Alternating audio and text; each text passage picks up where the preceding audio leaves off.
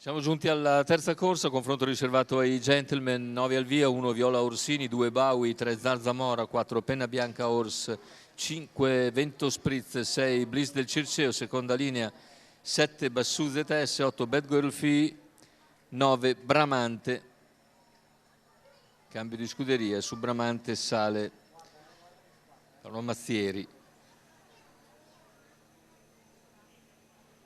Favori per Vento Spritz numero 5, macchina che stacca, partiti con Vento Spritz velocissimo, come in sgambatura, in falsa partenza, colto un ottimo avvio. In seconda posizione Zarzamora, a sua volta bella in falsa partenza, e all'esterno rimane invece Penna Bianca Horse, che non ha trovato posto in corda, e così Vento Spritz completa i primi 200 metri in 15:1. Zarzamora si mantiene in seconda posizione, poi in terza c'è un cavallo a cui si è staccato il numero, all'esterno è sempre Penna Bianca Horse, quarta posizione per Bassù ZS, quindi dovrebbe essere forse Viola Orsini in terza posizione lungo la corda, ma aspettiamo naturalmente il passaggio davanti alle tribune. Intanto 600 completati nell'ordine del 46,5 da parte di Vento Spritz, che continua a guidare su Zarzamora. La terza posizione alla corda per Viola Orsini, mentre in terza ruota cerca di risalire dopo 800 metri Bramante. Bramante scatta con decisione in terza ruota. In vantaggio però c'è sempre Vento Spritz, che continua a comandare la gara. Completa i 1000 metri iniziali nell'ordine dell'1:16,9.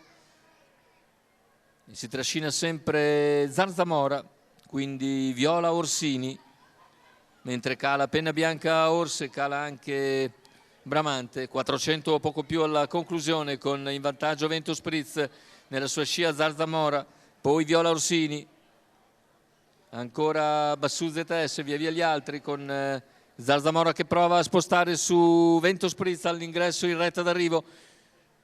Ultimi 180 metri di gara con Vento Spritz in vantaggio, cerca di difendersi lungo la corda Vento Spritz, ci prova comunque Zarzamora, finale con i due alle prese, Zarzamora guadagna terreno, Vento Spritz non si dà per vinto, ma Zarzamora nel finale mette in campo migliori energie e batte sul traguardo Vento Spritz, mentre al terzo finisce ancora Viola Orsini, 1:15,5 l'eguaglio conclusivo, 29,9 a chiudere. La vittoria per Zarzamora, Angelo Boccia in sediolo, che di spunto viene a battere Vento Spritz. Il successo quindi per Angelo Boccia su Zarzamora. Il training è quello di Giuseppe De Filippis per conto del signor Angelo Boccia.